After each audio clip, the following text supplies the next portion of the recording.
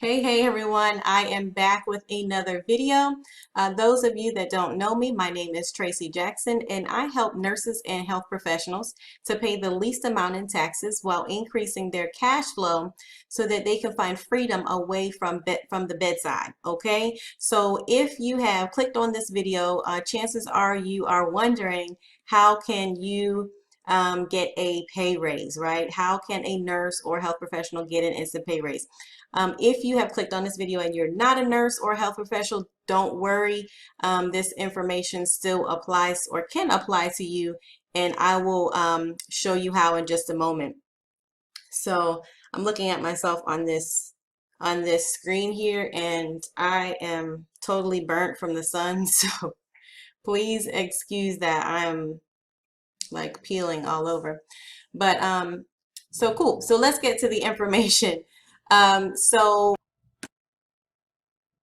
Okay, so what we're looking at here with this instant pay raise estimator, let's just backtrack for a second. If you are not just a nurse or a health professional, but if you are a W-2 worker, okay, you could have any type of job and you work for an employer and you do not have a business, okay? If you don't have a business, you are most likely paying the most in taxes, okay? That's just a reality. All right, the tax law was not really created, unfortunately, to benefit just someone who has a family, just working a W-2. Nothing wrong with that. But if you are just working a job, one or two jobs, you don't have a business, we pay the most in taxes, okay? So there is a way to get around that if you had a business, of course, a legitimate business that you have an intent to make a profit. So MWR Financial if you're wondering, so that this is where this tool kind of comes from. It's a program that I do refer people to who have um, financial needs. Okay, so it could be tax related, it could be debt that you're trying to pay off, it could be retirement or investment strategies that you're trying to build. It's a really valuable program. You could have credit issues that you're trying to work on, but this pay raise estimator is related to if you were to have an MWR Financial home-based business, or if you have a business in general. These are common deductions that are available to you, all right?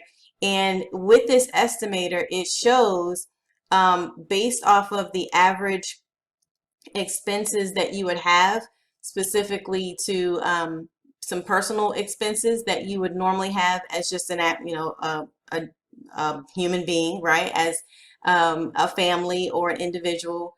If you had a business, you would be able to write those things off, or a portion of some of those things off. So for those nurses or health professionals or anyone that don't have a business, MWR Financial is an option, all right? And it shows you the way that you could be able to write off those expenses and how much it would look like. Okay, now this is just an example, but I love this estimator because it gives you at the end, once you plug in the numbers, it shows you your estimated instant pay raise. All right, so where does that pay raise come from? So when you fill out your W-4, that most people don't know how to fill out correctly, all right, so we may look at the first page, we may not really read through the whole thing. Most people haven't read through the whole thing. But that's one of the things that MWR Financial um, professionals help with, to make sure that you're filling that out correctly. But if you are able to adjust your deductions, okay, based off of certain things that you have going on, so you have your regular things like your if you have children, if you're married, if you have certain credits and those types of things, will allow you to adjust your W-4, meaning it will take less money out the more deductions that you have. Well, if you have a business, you are allowed more deductions, because basically at the end of the year, it's going to hopefully balance out to what you actually owe the IRS. Okay, so you're kind of estimating what you think you would owe in taxes based off of your complete situation. But most people cannot, put certain deductions on there because they don't have a business. Okay, so the first part is doing your deductions based off of your personal situation, and then the second part would allow you additional deductions, all right, based off of if you have a business. All right, so because you're going to have additional expenses, you're going to have those things going on. So if you were to have a business, let's say with MWR Financial, doesn't have to be this business, but if you have a business, 1 through 7 shows if you have a car. All right, most people have a car, especially if you're a nurse. Now you may take the bus or something like that, and that's fine too. But if you have a car, that is a huge deduction with your business, as well as your cell phone, your internet, business meals, travel expenses, health insurance, if that applies, and hiring your children. And then we're going to go through these briefly. Now, I've plugged in sample numbers. Okay, so just we're going to guesstimate about, and you can use this. I will put the link below if you want to click on this estimator and kind of put your numbers in. But if you drive, okay, if you have a business and you drive, you are able to write off 58 cents per mile of those business related miles. Okay, so that's what the current rate is. Typically you wouldn't be able to write off your miles. Now I'm going to say this, especially if you're a nurse or a health professional.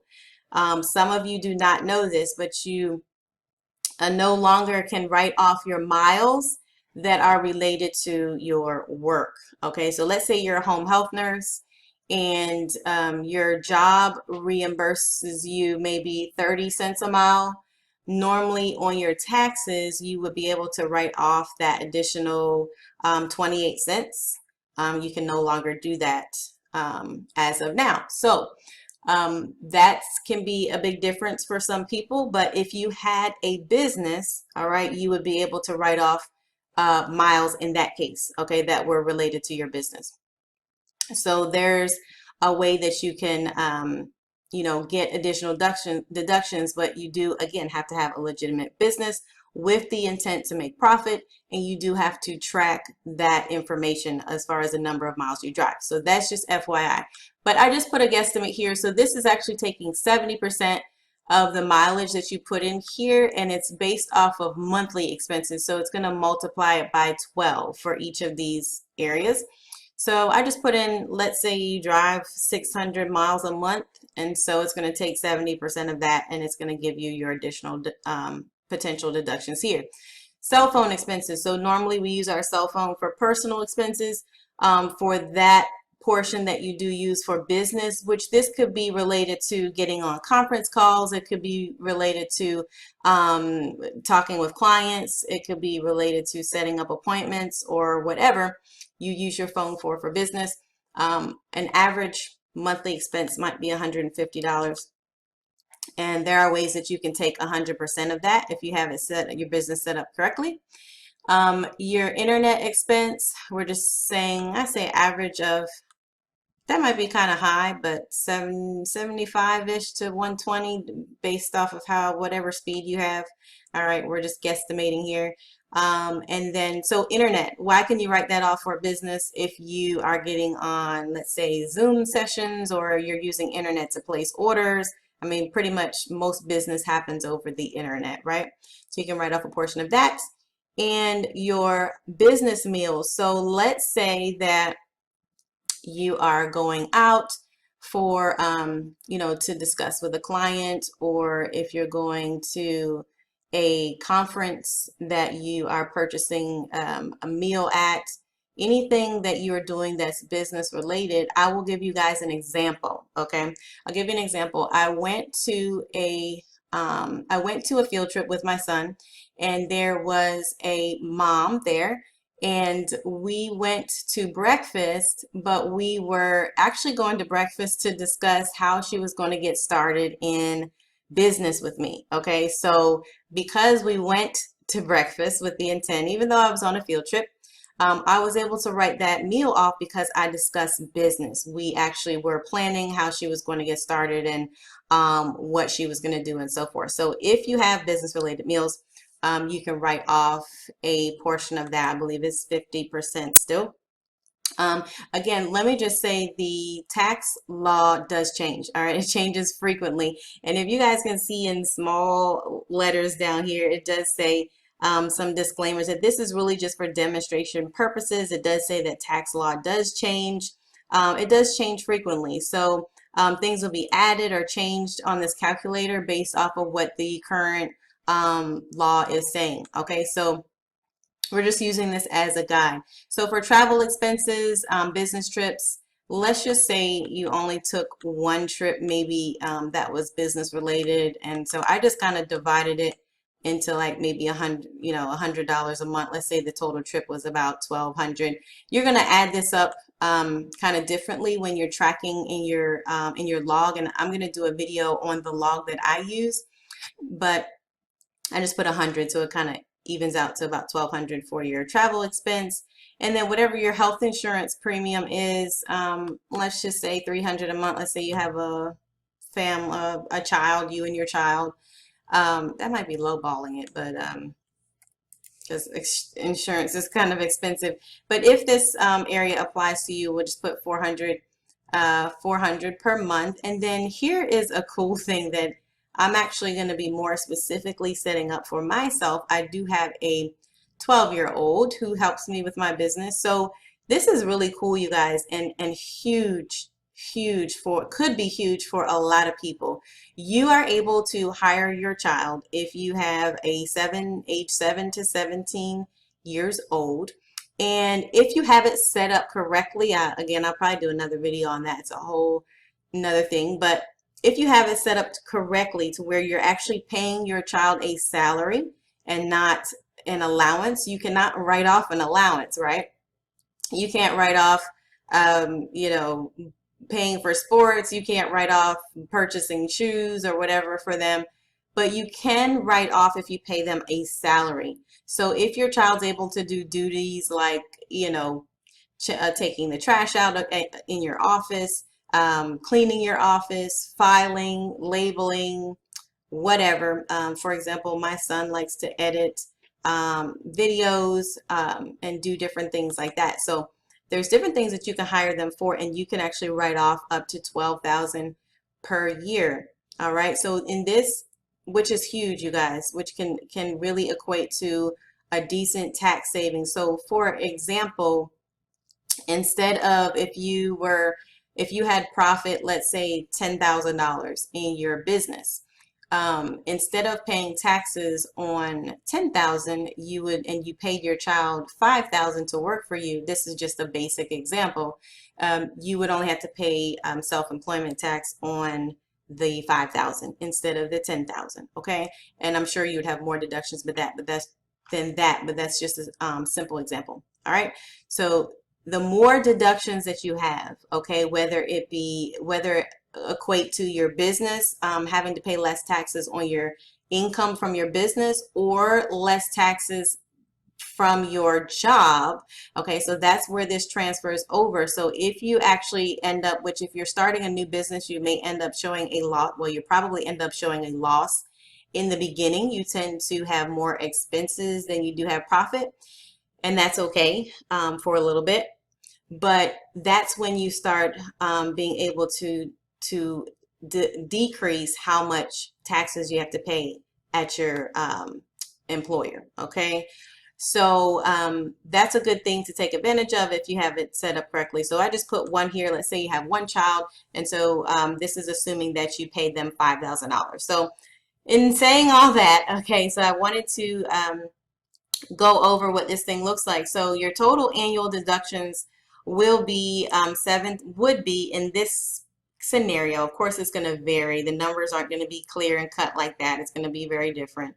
But 17,763 is the total deductions that it added up here just on these 7, you guys. And actually, there is a lot more than that. You still could use the home office deduction.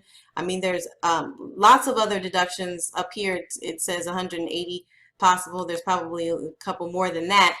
But these are the main ones that people use. Now, assuming that you have an average tax, this is going off of an average tax bracket, okay, based off of the national average. If you know what yours is, you can definitely click here and change it. but it's going to be on 18%. And so this is estimating that your estimated pay raise would be around $266 a month, which would be an $3,197, okay, in savings.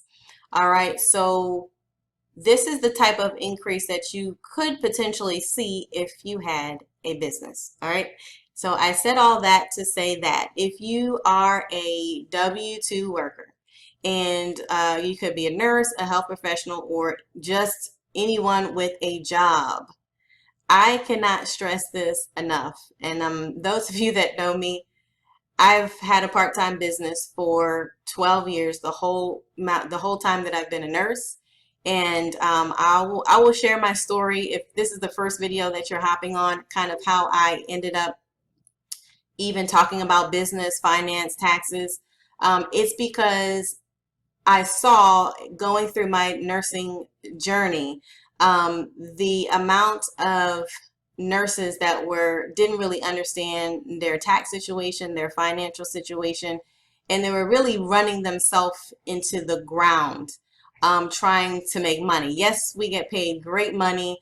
Yes, the career is rewarding. It is probably to me, I think the best career. Of course, I'm biased, but whatever. It's an amazing career. But the reason why I am specifically helping nurses and health professionals, because it doesn't last forever, and it's something that you can easily burn out on. And with me having an extra additional source of income, I never had to worry about working overtime. I never had to worry about them shorting my hours. I never had to worry about, you know, if I had enough time, time PTO or anything like that, because I always had additional income. I was able to put my child through private school and that type of thing, right? With my additional income. So it just gives you an additional peace of mind. And in this case, and what I'm speaking about is, you definitely don't want to, number one, if you're a W-2 worker, you don't want to be overpaying in taxes, which many of you are. That's money that you could be keeping during the year.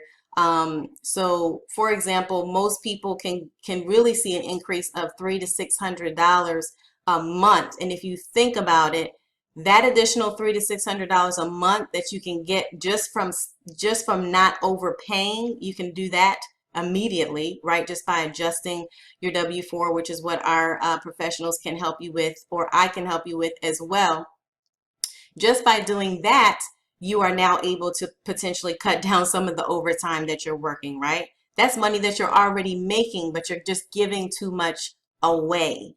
All right, so that's number one. Number two, if you do not have a business, I don't care if it's MWR Financial. It doesn't have to be in business with me, but if you don't have some kind of business, you are paying the most amount of taxes, and there is a way for you to change that. All right, and some people, they will think that it has to be some kind of big business. When you say, oh, I can't run a business, or I'm too busy to run like a business, they think it has to be some kind of like corporation or Chick-fil-A or something where they have to spend a lot of time and a lot of hours. I have worked full time this whole time and had a part-time business and was able to constantly generate income. When I say a business, it could be part-time, and it could be something that is a skill set that you have. It could be sewing, it could be babysitting, it could be doing hair, it could be providing it could be cooking for other people.